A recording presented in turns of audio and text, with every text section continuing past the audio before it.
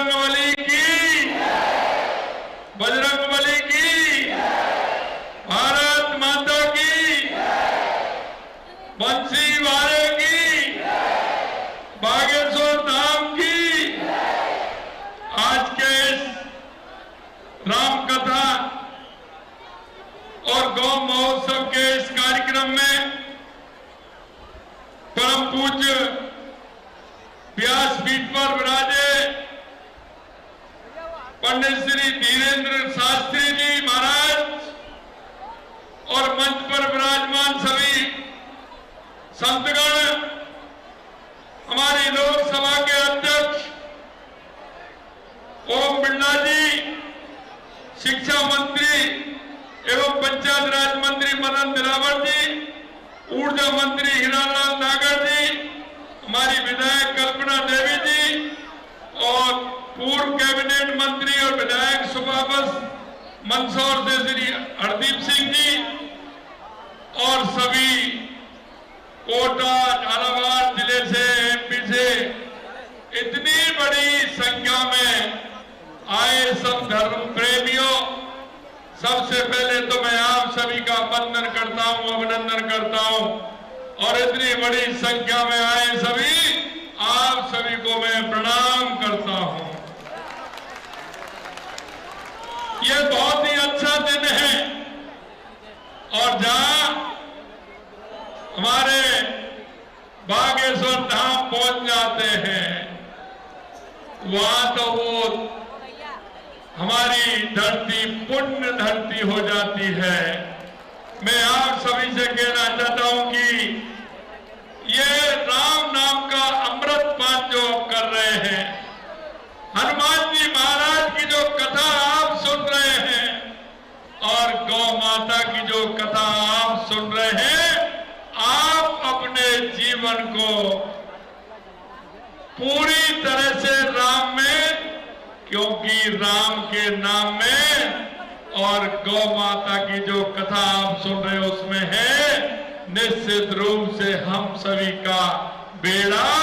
पार है। मित्रों, हमारी इस संस्कृति को मजबूत करने का काम करते हैं, हमारा जो सनातन है उसको मजबूती करने का काम। और मैं आपसे कहना चाहता हूं, क्योंकि हम तो वो लोग हैं, क्योंकि हम नदियों को भी पूजते हैं, हम पहाड़ों को भी पूजते हैं, हम वृक्षों को भी पूजते हैं और हमारी गौ माता है, हमारी गौ माता गंगा माता, हम उनको भी पूजते हैं क्योंकि हमारी संस्कृति में बहुत बड़ा महत्व है। मैं इतना ही कहूंगा आपसे कि पंडित धीरेन्द्र शास्त्री जी का हृदय से अभिनंदन करता हूं, जिन्होंने अपनी सरल और प्रभावशाली वाणी से करोड़ों लोगों के जीवन में धर्म का दीपक जलाने का काम किया है। आप उस धर्म की ध्वजा को लेकर के चल रहे हैं और आप हमेशा स्पष्ट बात बोलते हैं, स्पष्टता के साथ कहते हैं। और मैं इतना भी कहना चाहता हूं, हमारे शास्त्री जी ने सनातन धर्म को सरल भाषा में सीधे लोगों के दिलों तक पहुंचाने का अद्भुत कार्य किया है। अपने युवाओं को मंदिरों की ओर लौटाया है और ये बिल्कुल जो बात कहते हैं कि हमारे युवाओं को, हमारी माता, हमारी बहनों को, हमारे विद्यार्थी, हमारे शिक्षार्थियों को जब तक अपने धर्म का ज्ञान नहीं होगा, हमारे और महापुरुषों का ज्ञान नहीं होगा, तब तक काम नहीं चलेगा। और आप हमेशा जहां जाते हैं उस धर्म की ध्वजा को, सनातन संस्कृति को मजबूत करने का काम करते हैं। आपकी वाणी में जो सहजता है, जो आदमी को छू जाती है, अपने धर्म को घर घर तक, चौखट तक पहुंचाने का काम करते हैं। मैं धन्यवाद देना चाहता हूं हमारे लोकसभा के अध्यक्ष ओम बिरला जी को कि वो भी लगातार ऐसे कार्यक्रमों में हिस्सा लेते हैं और देश की संसद में हमेशा सनातन धर्म के लिए अपनी बात रखते हैं और कहते हैं। मैं उनको भी धन्यवाद देता हूं। मित्रों, अंत में इतना कहना चाहता हूं कि हम सभी सौभाग्यशाली हैं। इस पावन धरती पर आज हमें माननीय हमारे बागेश्वर धाम धीरेन्द्र शास्त्री जी के द्वारा जो अमृत पान हो रहा है, निश्चित रूप से आने वाले समय में हम कहना चाहते हैं महाराज जी, ऐसे कार्यक्रम हमेशा चलते रहने चाहिए, होने चाहिए, क्योंकि आने वाली पीढ़ी को पूरी तरह से आप हमारे सनातन के बारे में पूरी जानकारी भी देते हैं और उनको उनकी तरफ मोड़ने का काम भी करते हैं। राम नाम की महिमा अपरंपार है और मैं तो क्योंकि ब्रज से आता हूं, बंसी वाले की तरह से आता हूं, इसलिए मैं आपसे कहना चाहता हूं कि जीवन में हमारी जो संस्कृति है वो हमें सिखाती है